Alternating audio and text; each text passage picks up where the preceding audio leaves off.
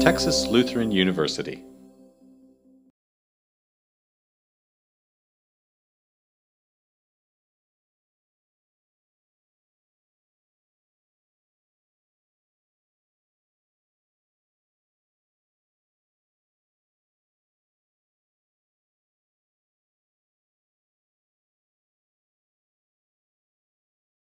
Hi, I'm Ashlie Ford with Texas Lutheran University.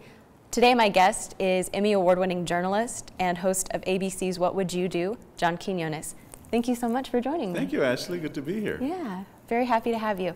It's a joy to be back home. South Texas is my home. I grew up in San Antonio, born and raised. Yeah. Now you've have a career spanning 30 years in broadcast, and you've traveled the world. You've interviewed everyone from Jane Goodall to the Dalai Lama. Mm-hmm. How was your upbringing in San Antonio and your family? How did that influence your career path? Yeah, when I was a kid, I would watch the news, and I would see the news that would get covered in the barrio where I grew up, in the poor neighborhoods. And yes, it was a tough neighborhood. There were drive-by shootings, and there were drugs and gangs. But it seemed like that's the only kind of story that was ever reported from my neighborhood. Mm-hmm. And I vowed that if I ever could be a writer or a reporter for newspapers or television, that I would try to look for other stories that were more positive, because I knew that there were positive stories in my community that weren't being paid attention to. I knew there were heroes in my community. I knew them personally, and yet we never heard about them. So I vowed back then to do stories that sort of were the flip side of the bad, negative news that was coming out of my community. Also, my mom was very compassionate, and the door was always open at her house to abused women, to runaway kids, to stray dogs and wounded squirrels.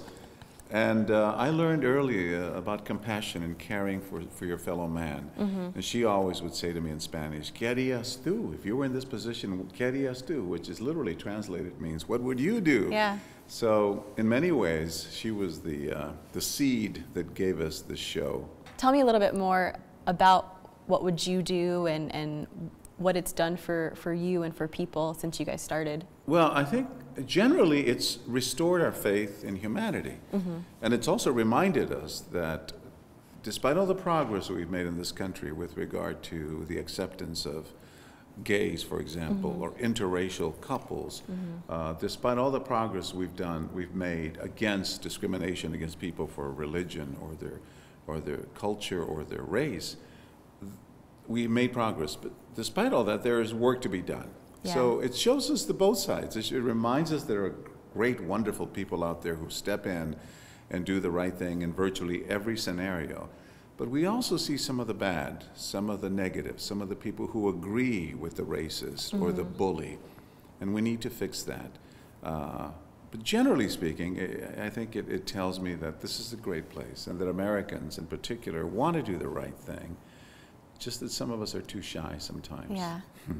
What is your favorite part about what you do? I know you talked a little bit about telling the stories that maybe for people who don't have the voice or the avenue to tell them.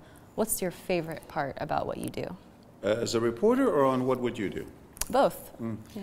I think as a reporter, going to places where cameras have never been before. Yeah. Shining a light, excuse me, shining a light on places that, again, other reporters sort of hesitate to go in because it's intimidating or scary or the culture is so foreign. I love those stories, and those are the stories that won all the Emmy Awards that I've had in my career. What's the place like that stands out the most to you? Well, the children of the sewers of Bogota, Colombia. We saw kids, 300 kids, who lived in the sewer systems of Bogota, the capital of Colombia. Can you imagine in a city of 30 million people and all that waste? There were kids who literally lived next to the rivers of waste. Oh my gosh. And we discovered them because we saw them on the streets sniffing glue during the day, and at night they would open the manhole covers of the streets and go down there. And I asked the woman who worked for us in Colombia, I said, who are those kids? Because I was there not doing that story, I was there doing something else. But I knew that that was a big story, and if we got access to those kids, it would be pretty amazing. And we did. And once the story was told, and we went down there and spent a week with the kids in the sewers, and we met babies who had been born just a few months before. Wow. To a 16-year-old girl. Once we told the story on television, American viewers sent in $1 million in donations. They were so touched that they sent a man who was trying to open up an orphanage for these kids down in Colombia, $1 million that they raised, and he was able to build an orphanage, and the kids were all pulled out of the sewer. So of course that's a very special story for me, because we literally saved all those kids by simply shining the light of that camera into something that had been undiscovered before. Yeah. A real injustice. Wow. And we corrected that with a camera. Now I want to talk a little bit more about you growing up in San Antonio in South Texas and what that means for you. How special is it when you come back here? You know, TLU is in Seguin, which is just 40 miles from San Antonio. Oh, yeah.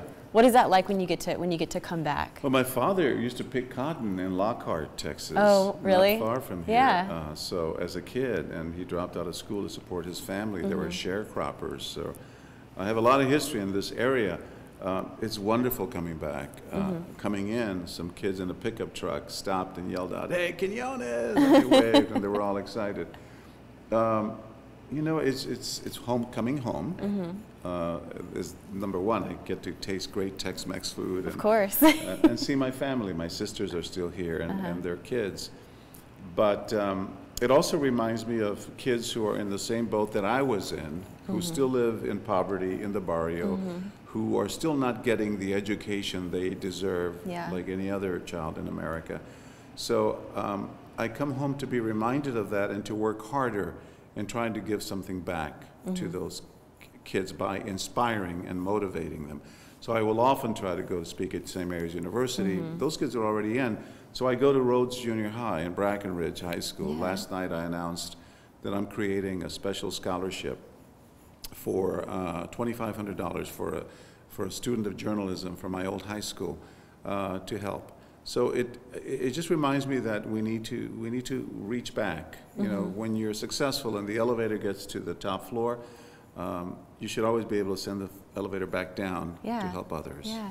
We have a very large percentage of students who go to TLU who are first generation. Yeah. What's one thing you would say to them to remember or to think about? Not to ever give up hope, and not to listen to the negative messages that society often gives people of color. I was told repeatedly that I would never make it in college, that maybe I should try the trades, that I should in high school try wood shop or metal shop or auto mechanics. Not that there's anything wrong with those trades. A lot of people make good hard money from that. But I wanted to go to college, and because of the color of my skin and the accent in my voice, I had a heavy Mexican accent when I was a kid, people presumed that I wasn't college material. Even my college counselors in school, and my grades weren't that great. But there was that one teacher who wouldn't give up, and my mother who simply always reminded me that it didn't matter, you know, that we didn't have the fanciest clothes or great food to take for lunch. We had to take bean and tortilla tacos. She would say, you know, what matters is what's in your heart and what's in your brain. So I would tell those kids, don't be deterred by anything that society might give you in a negative way.